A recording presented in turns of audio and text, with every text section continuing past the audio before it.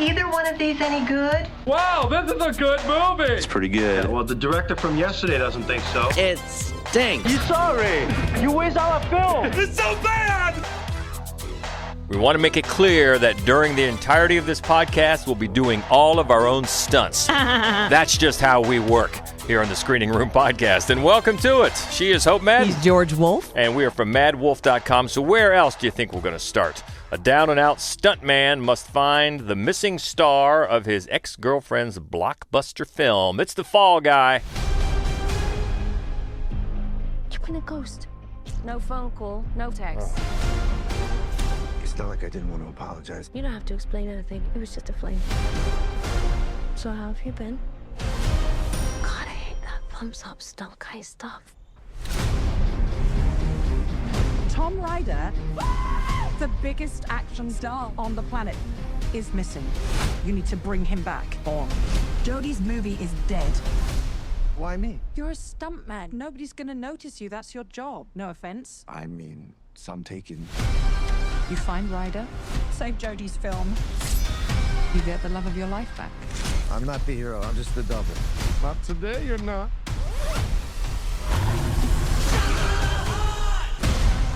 Been looking forward to this one for a while. I know a lot of people have. Just from the trailer, you can tell that Ryan Gosling and Emily Blunt have a lot of chemistry. Well, we've said for a long time, Emily Blunt has shown over the years she has chemistry with pretty much everybody. I think Ryan Gosling and he does too, yeah. right? So they're a great pairing, and they are fantastic together. And as we said this morning, talking about this on our TV gig, this movie is a ton of fun. It has a lot going for it. It really only has one glaring weakness. It's too damn long. Given that, it is still, we recommend it. It is fun. Yeah. The two of them are great. Their chemistry is silly and funny, and that really elevates. It makes the whole movie a little bit giddy, a little bit goofy, and I love that. But then also, you know, David Leitch, he has a long history. He's a director, and he was a stunt performer for many years, and he was a stunt coordinator on some of the John Wick movies, some of the great stunt movies.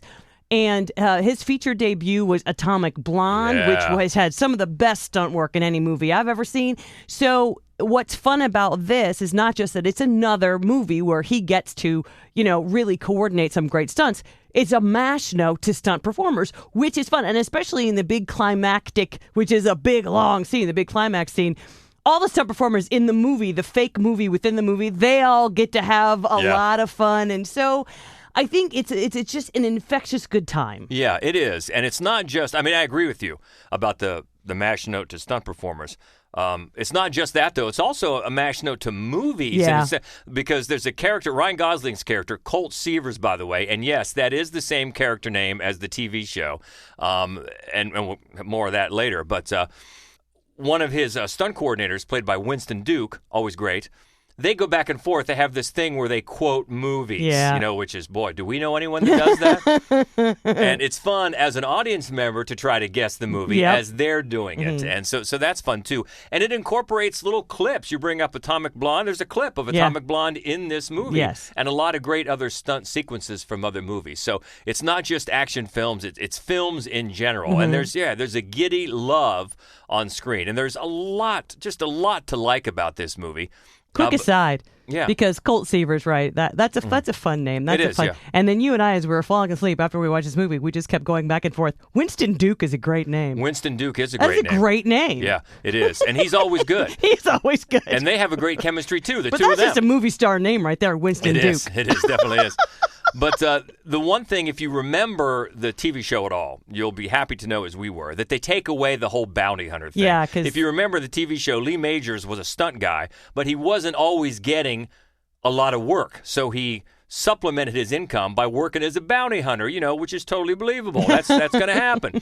But not here. It's a situation where, as the synopsis said, but very simplified synopsis there, that Ryan Gosling is the stunt guy to the big action star Tom Ryder. Played by Aaron Taylor Johnson. And he's great. And toward the end of the movie, he goes full McConaughey, and it's a riot. It is. It's perfect, too. Perfect. It's perfect. It is. But anyway, he goes missing, so they have to lean on the stunt guy to try to go get him back. So as so he can save the movie that Emily Blunt is directing, and he hopes to get her back too, because years ago they had a fling when Emily Blunt was just a camera operator. Now she's moved up to directing. Metal Storm is this movie with aliens, and that's funny because they've got people in costumes all over the place. But anyway, the thing about it is, though, if you watch the trailer, and it's a fun trailer, it makes you believe something maybe happens that's not really. The synopsis, actually, what's going on is different. We're not going to spoil that. No. But it's still fun. But that's the gist of it. He's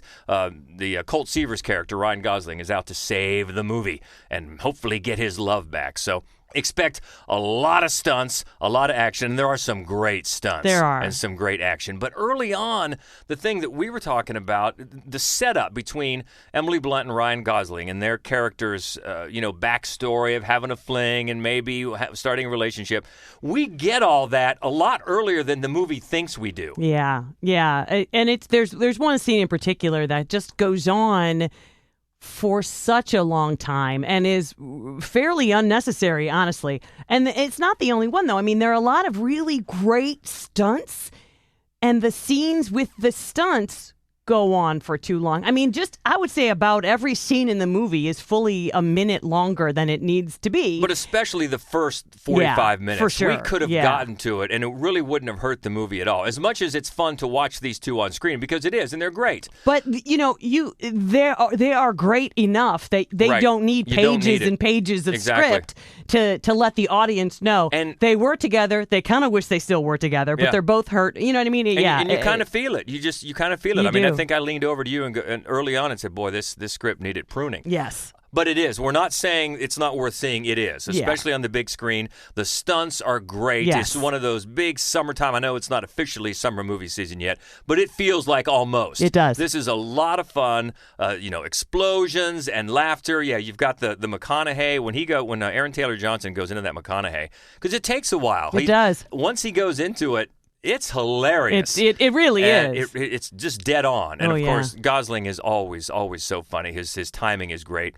So, yeah, it's a really, really good time, big screen worthy good time. It's just, man, it would have been, if they could have shaved 30 minutes off this thing, it would have been one of the best movies of the year, I think, easily. But it's still fun, and we still recommend it for sure. And also, stick around. Because if you're staying through it, you want to stay. So stick it out through the credits because there's a little post-credit scene. And not only that, but you get there's a kind of a blooper reel or a stunt reel. Yeah. But then there is an added little surprise, little cameos you can probably guess toward the end there. So we'll watch it all the way through. It's 2 hours and 6 minute running time. But we did like it though, and it is The Fall Guy in theaters now. And that's really the big one on the big screen this weekend. Got a couple of high-profile streamers next. And this one is directed by Jerry Seinfeld. In 1963 Michigan, business rivals Kellogg's and Post compete to create a cake that could change breakfast forever. It's Unfrosted. Nobody said this was going to be easy. We're talking about happy childhoods for millions of American kids. The important thing is the name. Fruit Magoos. What? No. Heat 'em up and eat 'em ups. No sale. Oblong nibblers. Is this a joke?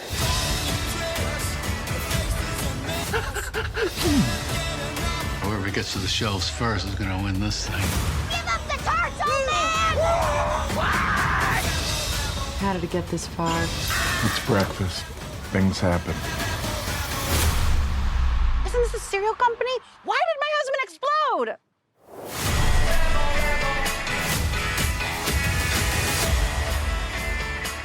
Full disclosure, we're big Pop-Tart fans. Like a Pop-Tart. Yeah, you especially. I do. I enjoy Pop-Tarts. You like them. You almost always toast them, right? I would never eat one without toasting it. Oh, because yeah, I it's do not, all the time. Well, it's not worth the sugar and the fat and the calories if you're not going to go all in and have it as tasty as possible. I'm no problem having it untoasted, although I do like it toasted too. Yeah. But we're off the track here. This is Jerry Seinfeld directing his first feature, and he co-writes it as well. Co-writes it with a couple of guys that he worked with not only on Seinfeld, but on B-Movie. I think at least one of them on B-Movie. But it's on Netflix, and it is the origin story of Pop-Tarts. And the whole thing is, it's like a riff on the space race of 1960s. Instead of who was going to get to space first, who, between Kellogg's and Post, is going to come up with this breakfast pastry first. I think that's an inspired idea. The movie is just, it's so much silliness, constant antics of silliness. I mean, crazy stuff with an unbelievable parade of guest stars. Yes, it is, and it looks good. You know, it's definitely shot. The direction feels like a sitcom. It does. It really does. And that takes away from it a little bit, but. And the guest stars, it's crazy how many people are in this movie. And I do think that there are some very clever, I think the setup is clever. I think that there's sort of like a labor strike with all of the mascots. Oh. There's just antics galore. So many antics. The thing is, the writing is not funny. Right. There are no funny lines. Now, there are no memorable lines. I laughed more than you did. That's why I wrote the review for the website, and I did give it 3 out of 5 stars, which is a recommendation barely. Yeah. You didn't like it quite as much. I laughed just enough to make it a recommendation. But it's just, it's constant silliness, and I mean the cameos, well, not even cameos, the co-stars. Yeah. Just on and on and on. First off, you've got Amy Schumer and Jim Gaffigan as the rival heads of Post and Kellogg's. And then just on and on and on. Melissa McCarthy, Christian Slater, and Peter Dinklage are the head of Organized Milk, like a crime syndicate. Yeah. And then what I thought was one of the funnier extended gags, Hugh Grant plays Thurl Ravenscroft. Now, Tony the Tiger. Yeah, and, of course, he sang You're a Mean One, Mr. Grinch. Right. An all-time, incredibly iconic voice. And it's funny because Hugh Grant doesn't have nearly a low enough voice to play him, but okay, whatever. But he plays him as this master thespian who is organizing a revolt beyond the other mascots, and it's just craziness. And then there's a little Chef Boyardee and Jack LaLanne. James Marsden plays Jack LaLanne, and they're part of taste pilots instead of test pilots. And there's a crazy little ravioli guy, like a little that comes alive. I mean, I'm telling you, it's just nuts, just nutty silliness throughout this whole thing, and a parade of co-stars, including 2 cameos that we're not going to mention, and I hope no one else does either, because if you're going to watch this movie, there's 2 great cameos that come in, I don't know, 3/4 of the way through that should be left unsaid. Because that was a funny bit. Mm-hmm. And the other really funny, there are 2 little kids who Oh, the dumpster kids! dive. They dumpster dive to eat the goo that people are putting in their like failed attempts at making Pop-Tarts. And the 2 kids are, without comparison, the funniest people in this movie. They pretty much steal the whole thing. The 2 kids are great. And it's just one gag after another. And you're right. I mean, Jerry Seinfeld, as an actor, he's still playing Jerry Seinfeld. Yes. I mean, he says, at one point, xanthan gum, just like Newman. Yeah. It's just the same kind of a character. And a riff on cereal. I mean, if you've watched Seinfeld, you know he loves cereal, and that's where this whole thing starts. Cereal, breakfast, and then a new breakfast innovation. So as an actor, he's kind of the same character. As a director, you're right. It's sort of paced like a sitcom. Yes. Here's an antic. You don't like it? Here's another one. Yeah. And that lends itself perfectly to streaming. Because you can get up and you can get a Pop-Tart, and you can come back and you might have missed a gag, but here comes another one. Yeah. And just boom, boom, boom, boom, boom. And all you understand is they're trying to see who can come up with Pop-Tarts first. So it lands as silliness. I thought, the idea is pretty inspired, but I laughed a little bit more than you did. It's just going to be on your sense of humor. You know, I laughed enough to make it worthwhile. And then, if you need a little push over the cliff, how about a full song and dance number at the end? Because you get one. Yeah. I actually left. You did. I did. You missed Peter Dinklage and Christian Slater busting a move in their milk outfits. Yeah, I kind of probably should have stayed for that because I do love those 2. But yeah, I was so tired of it that I didn't stick it around for the Bollywood number. Yeah, just barely a recommendation here, at least from one of us. I laughed just enough for that, and that is on Netflix. So if you have Netflix, give it a few minutes and see if it's up your alley, and enjoy a Pop-Tart. And that is on Netflix now, and it's called Unfrosted. Well, let's go to Amazon Prime next. Celine, a 40-year-old single mom, begins an unexpected romance with 24-year-old Hayes Campbell, the lead singer of August Moon, the hottest boy band on the planet. It's called The Idea of You. I'm too old for you. I know.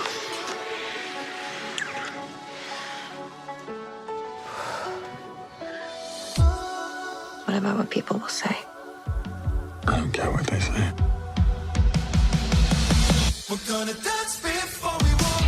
I didn't know my being happy would piss so many people off. Did I not warn you? People hate happy women.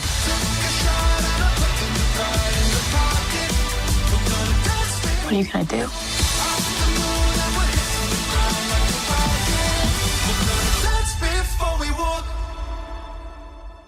You dress? No.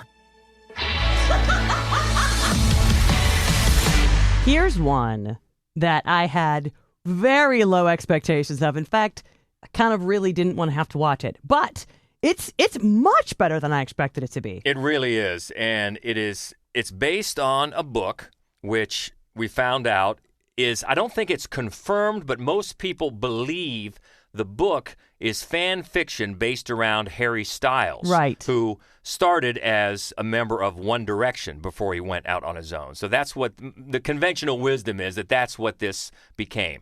And it seems logical, sure, because, the whole thing is based around this Hayes Campbell. He's the star of the boy band August Moon.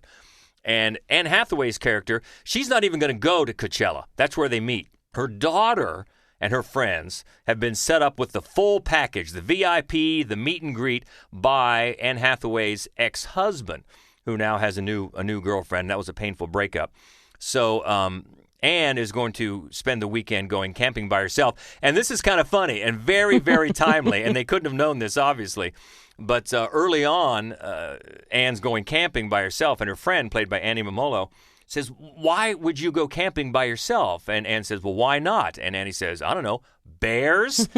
And, of course, the whole bear versus man camping thing, oh, boy, they seem very, very timely. But that's just a little aside. But anyway, there's an emergency with Anne's ex-husband, so she has to take the kids to Coachella. And she's looking for the bathroom, and wouldn't you know, she winds up in the trailer of this pop star, Hayes Campbell. So the meet cute is, it's a little convoluted, but okay. But it's grounded by these two really good performances. We know Anne Hathaway is great. She almost always is. She's very good here. This is pretty much her movie, and she owns it.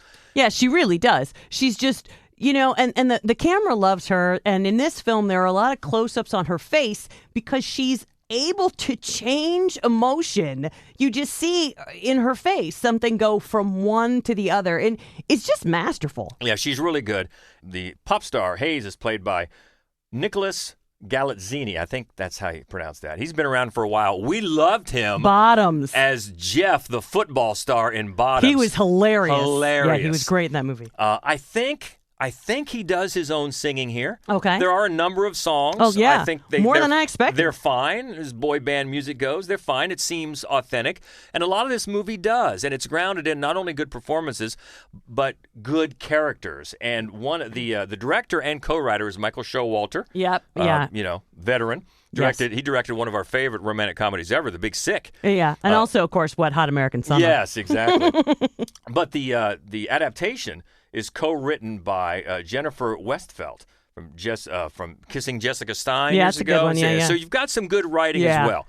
And it really touches on some important aspects, not only of self-discovery. I mean, they get together. Anne's character is still smarting from this breakup, and she says that she's too old for this kid. He's playing 24. I think the actor is maybe 30, but he's playing 24. Well, he just played a high school student. I know. So.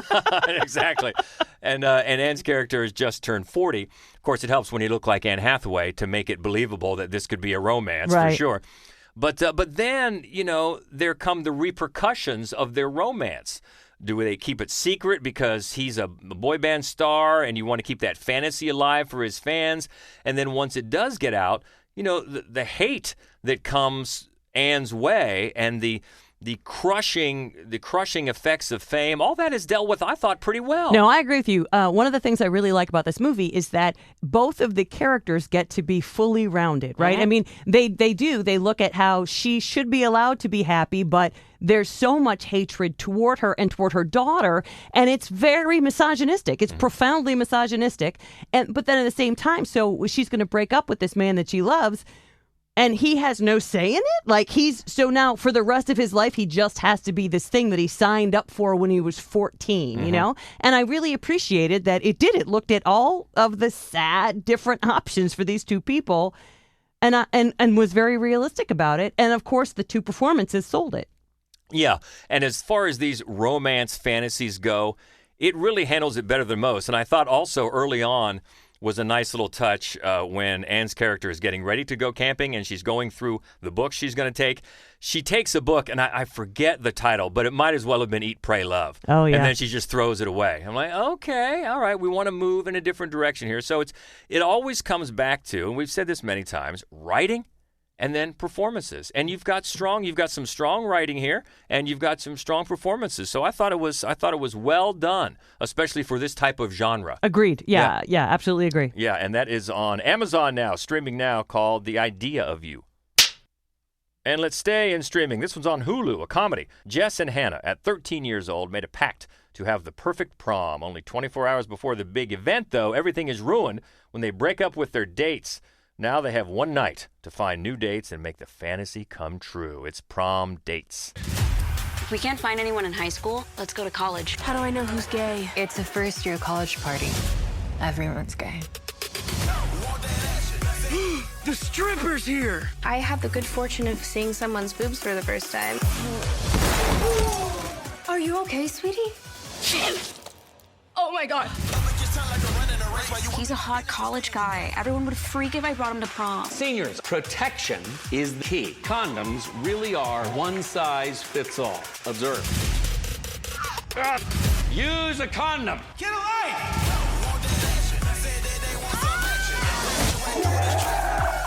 We only have one shot at senior prom, and we are this close.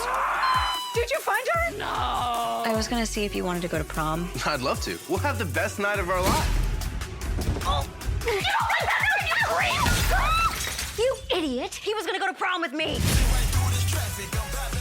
Do you mind if we dance with your dates? Sorry, flashback. You know, I liked the trailer for this. I had fairly high hopes for this, and it's just a watered down Booksmart with no real stakes. I mean, the idea, first of all, that anybody would put themselves through this over prom.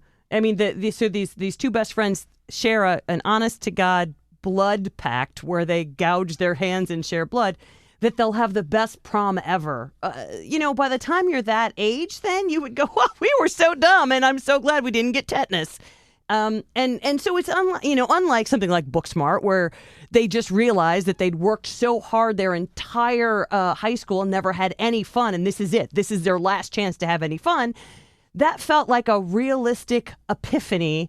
This feels from the get-go dumb and very low stakes because even they'd be going, well, if it doesn't work out, right, we'll just go to prom together as friends, which I check my notes, seems to be how kids go to prom anymore. Seems to be. Yeah. So right there, and it's just a series of hijinks, all of the craziness that the two of them get themselves into in one night as they each look for the date that they will get convinced to go to prom with them. It feels very episodic. The director is from episodic TV. The writer is from sketch TV. And that's how it feels. They've stitched together a bunch of nutty sketches. None of them feel at all realistic. It's just really disappointing. Julia Lester plays Hannah, and she does have some comic timing. And she's got a more realistic arc as well. She's grappling with a few more things. But they're not helped, the two leads, by the fact that all of the supporting characters are so one-dimensional. And even the sort of best friend, that's the biggest thing about the really great movies like this, including, say, Superbad, is that the best friend relationship feels so lived in and truthful, and this just doesn't. Another one that it was reminded of, even though the subject matter is different, that Plan B from a few years ago. Absolutely. Funny, edgy, yes, had something to say, and the two best friends seemed so authentic. Yeah, this just feels like a copycat. It feels like a very superficial copycat of a lot of much better best friend, one night to get something done high school movies. John Michael Higgins sighting, though. Yes. That's He's all. Funny. He plays the principal, and at one point he tries to put a condom over his head. because he wants to prove that one size fits all. Yeah, that is.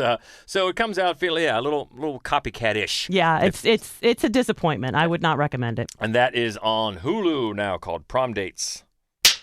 Another one on Prime, on VOD. It's a documentary. 8 former boxing world champs come together to talk about race, struggle, victory, defeat, and picking yourself up off the canvas. It's called In the Company of Kings. Boxing comes from a place where urban, distress, low income, fighting a way to get out, don't know how to get out, and eventually fight your way out. Yo, this is where I came from. These were the Kings. Anytime you step in the ring, it's tough. They raise you up. That's what motivated me. They give you hope. You said I can't do it, I did it. How you like me now? Did it again. How you like me now? You gotta realize where we came from. It's rough over there. It's just a prestigious sport that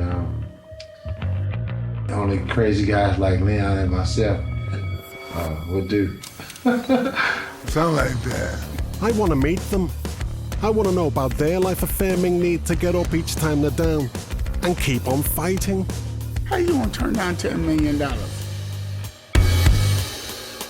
This is an interesting movie. It's a quick one. It's only 70 minutes. The director is Steve Reed, and the producer and narrator, Robert Douglas. And basically, it's a thank you more than anything. And they say that at the end to these fighters who inspired them, and to the fight game itself. They talk about Robert Douglas, again, the narrator, talks about he's a Liverpoolian, Liverpool native, came over to America, settled in Philadelphia, and really became a fight fan. And, of course, if you're of that age, Muhammad Ali is a big inspiration here. They don't talk to Muhammad Ali for this movie. They do talk to people around him, but they get first-person accounts of life in the fight game from some all-time greats and some up-and-comers. And they talk to Larry Holmes, Bernard Hopkins, Tim Witherspoon, Ernie Shavers, and more. And then they talk to Ali's former promoter, Bob Arum, and some other people. And so you really get a sense of what these fighters had to go through to get their success. And they do talk about in sociological terms the racism, the poverty, how they thought that fighting was probably the only way out of their situation. That could be very, very tough upbringing with the crime, and some went to prison and trying to survive. So it's interesting. It's very scattershot. It's all over the place. But you can't deny the passion of the filmmakers. It seems like they just want to talk about so much, and they want to make sure they get their feelings about these fighters and the inspiration they took from them on screen. They just move around a lot. So it's one that I think if you're a casual sports fan, you probably won't be moved much by it. But if you're especially a boxing fan, and more specifically of the 70s and 80s, it will really get you. I think it's somewhere between a personal memoir and maybe a 30 for 30 documentary you'd see on ESPN.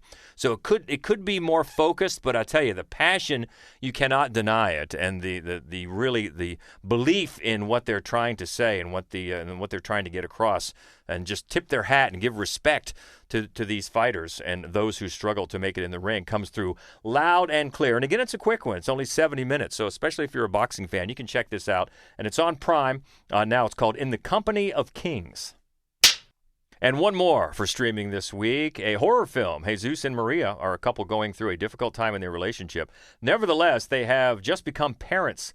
To shape their new life, they decide to buy a new coffee table, a decision that will change their existence. It's called The Coffee Table. Les va a aportar felicidad al hogar. Es una mierda.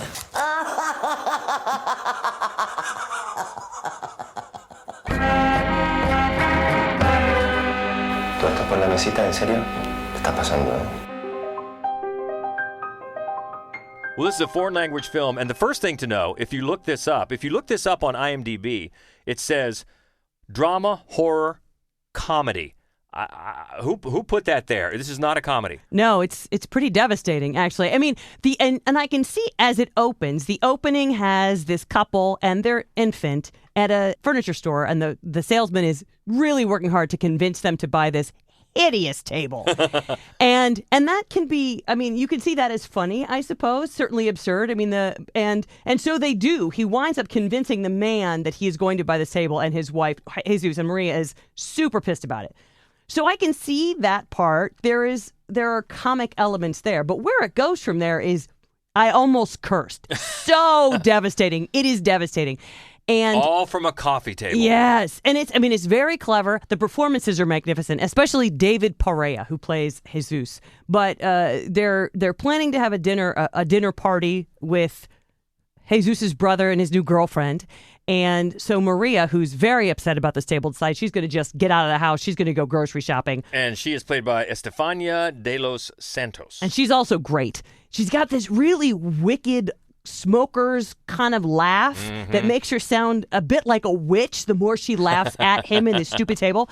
But all the performances are really, really good. But while Jesus is home alone with the baby, you know, and the coffee table, this is where things sort of get turned upside down. It's an incredibly interesting and, again, devastating, but really well-written and curious film. I highly recommend it, but do not go into it thinking, you know, you see the coffee table. It's almost like, you know, there is a horror film you can watch about a chair that will eat you, right? There are horror films you can watch about pants that will eat you. Yeah, right? tires. Yeah, tires. This is not that. This is definitely not a funny Absurdist, film. right. No, but it is really good. The co-writer and director is Kaye Casas. I think that's how you pronounce it. So, yeah, as long as you're ready for the subject matter that outside of the first, 3 minutes is not funny at all. No. Yeah, recommend this one. And it's streaming now, called The Coffee Table. All right, well, everything got out of the way, at least on the big screen, out of the way of the Fall Guy. Everything else is streaming. But some good ones there. Daniel Baldwin, the Schlocketeer, taking the week off, so we'll check in with him next week for more news and notes. Looking ahead to next week in the movies, we got a big one, high profile. Kingdom of the Planet of the Apes is out on the big screen. Also, If, the Imaginary Friend movie. That trailer is everywhere. One called Mind, Body, Spirit. Force of Nature, The Dry 2. I missed The Dry 1. I know, I did too. I was absent that day. One called Lazarus. Foil. And a new horror called Tarot. So all that is next week. But what about this week? The Fall Guy, Unfrosted, Pop-Tarts, Anne Hathaway. Man, let's keep the conversation going. You can find us easily. Main website is madwolf.com. Also, it's Mad Wolf Columbus on Facebook, on Instagram, and on Threads. So many ways. Any other ways? So many ways to get a hold of us, and we hope you will. Keep the conversation going. We're always up for that. Until next week, enjoy the movies. Be well. We'll check in as we inch closer to the official start of summer movie season. And we'll be off and running. So until next week, she is Hope Madden. He's George Wolf. And this is the Screening Room Podcast. See ya. I do wish we could chat longer, but I'm having an old friend for dinner. Bye. Okay, everybody, that's a wrap.